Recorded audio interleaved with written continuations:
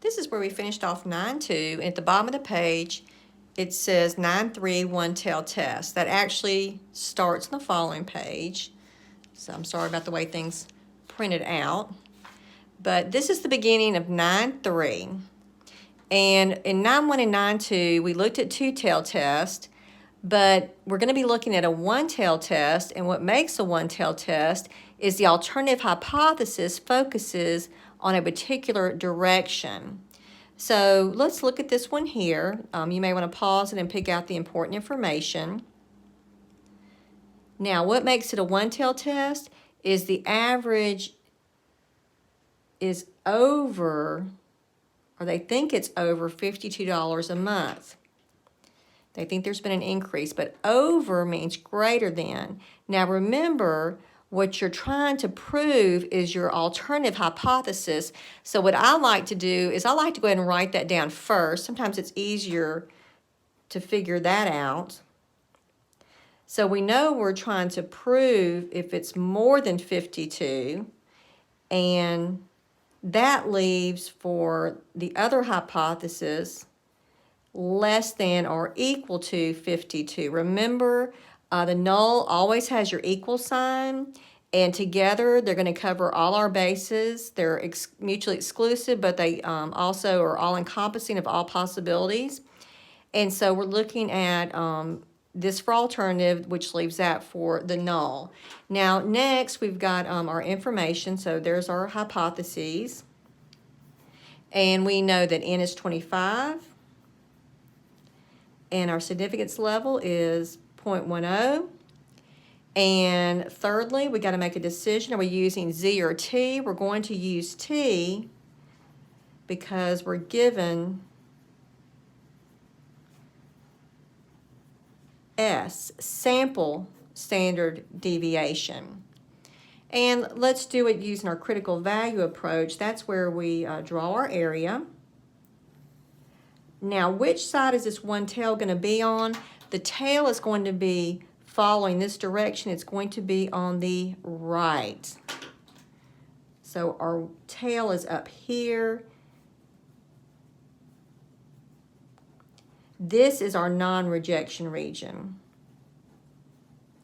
So what we do in this case is we calculate a t-stat. We get this critical number here from our chart, and we see where the t-stat falls. Now, recall that our formula for t-stat is x bar minus mu over s over the square root of n, and that's going to be 53.1 minus 52 over 10 over the square root of 25. Remember to follow your order of operations, and you should get 0.55. Now, let's see where our critical value is. So we need to find T at 0.10. And of course, with 24 degrees of freedom. Remember, that's n minus 1. So on your T chart, if you go to 24 degrees of freedom and your upper tail area, we're looking at 0.10. That's 1.3178.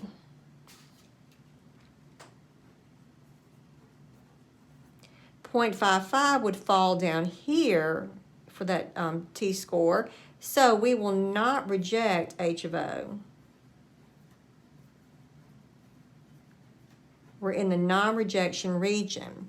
Now for your p-value, remember, if p is low, HO must go. If p is lower than alpha.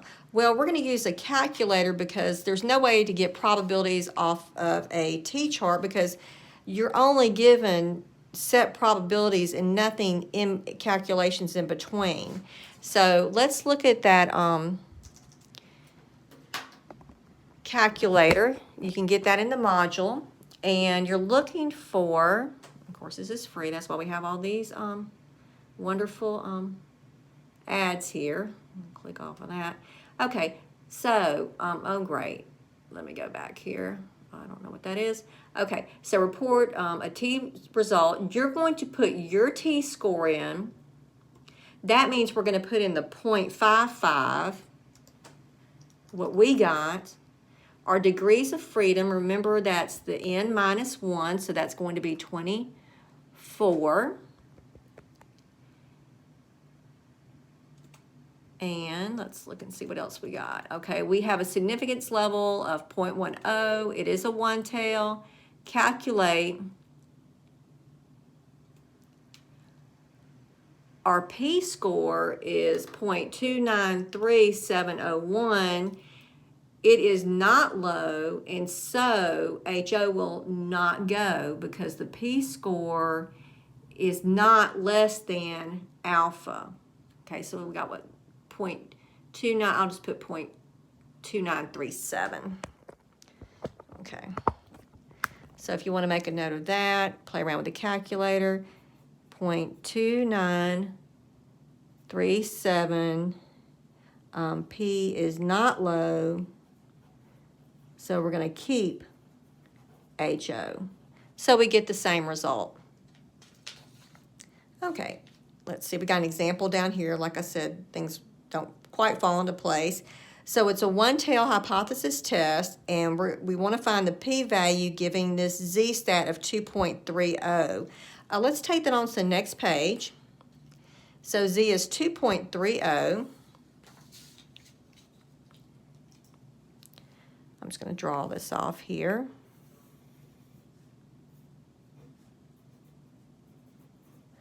We can use our calculator. We didn't give an alpha. We'll just go ahead and stick with 0.10. So they're giving us 2.30. Let's see what that does in the calculator. Okay. So I'm going to change over to my Z calculator, and we're going to put in 2.3.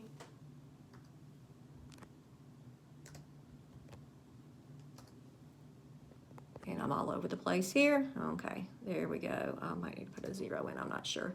Okay, let's just go ahead and we'll just keep the default, I guess, because they didn't tell us. One tail, calculate, let's see what we get. 0.0107. Okay, so we'll just round that off.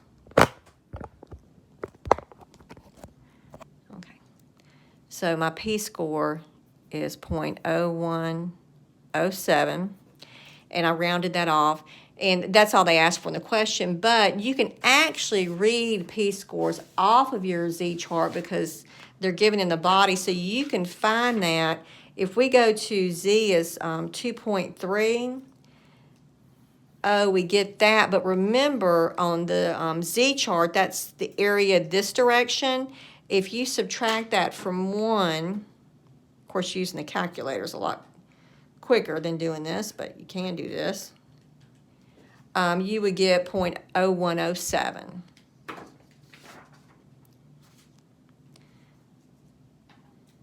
Okay, what if we reject H of O only in the lower tail, and our Z is negative 1.38? Again, let's just use the calculator. Probably making you dizzy doing this here. Let's see. Negative 1.38. Negative 1.38. Okay. And we'll just leave that there. And let's calculate and see what we get. And we get this p-value 0.08. I'll just round it off. My p-value is 0.0838. If we round it, we'll just check it out on our z-chart and see what we've got here.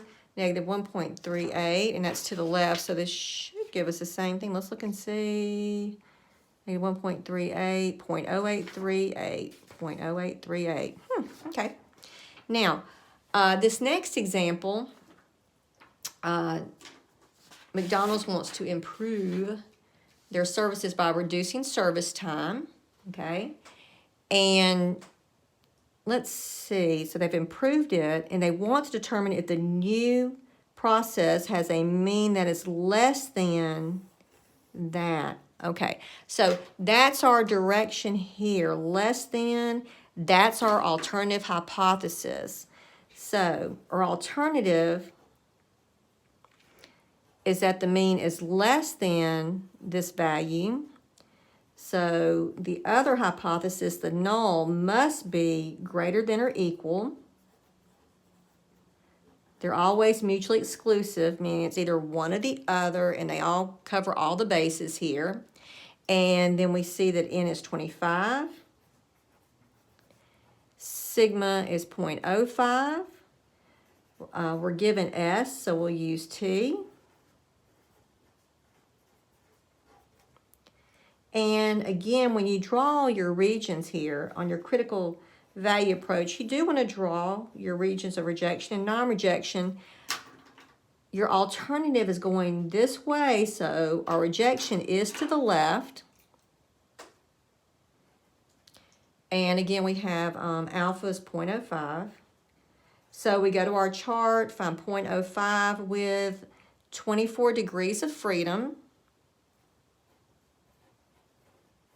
So this is from the chart. And our non-rejection is going to be up here. And so we need to calculate our T statistic.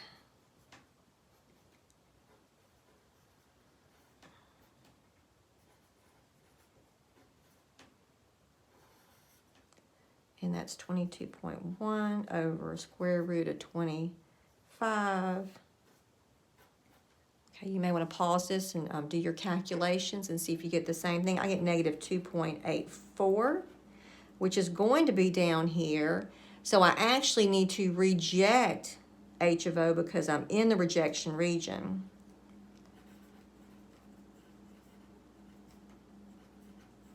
Let's get that p-value on the calculator again and just see, again, if p is low, HO must go. So if p is less than alpha, HO must go. And we have alpha is 0.05, so let's just check it out.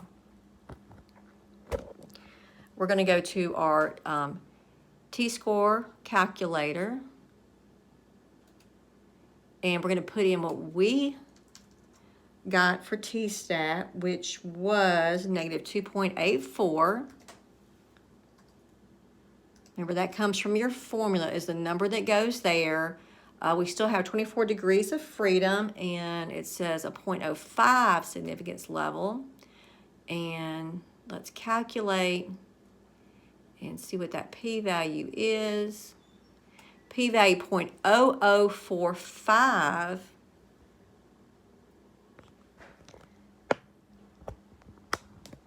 .0045, which is certainly less than 0.05, so HO must go. Now in the next video, at this last part here, this goes with the next page, we're going to look at the z-test of hypothesis for the proportion. So we'll do 9.4 in the next video.